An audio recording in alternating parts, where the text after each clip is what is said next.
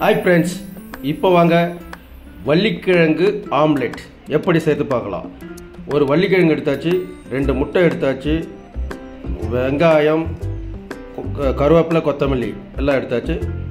உருளைக்கிழங்கை வேக வைத்து மசிச்சிட்டோம். கொஞ்சம் மைதா போட்டாச்சு, முட்டையை வச்சு ஊற்றியாச்சு.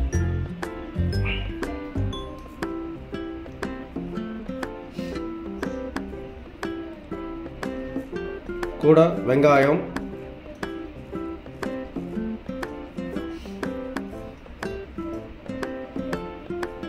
பச்சை மிளகாய், கருவேப்பிலை நுணுகியது, உப்பு போட்டு நன்றாக கலக்கி கொள்ளவும்.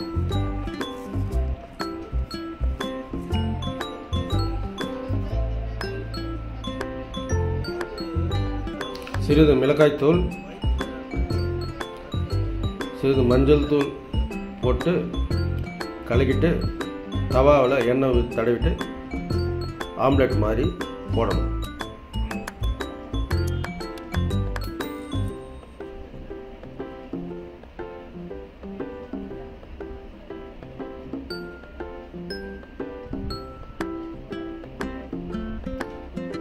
திருப்பி போட வேண்டியது தான். இப்போ வெந்து போச்சு. அதை கூட டொமேட்டோ சாஸ் வச்சு சாப்பிடணும்.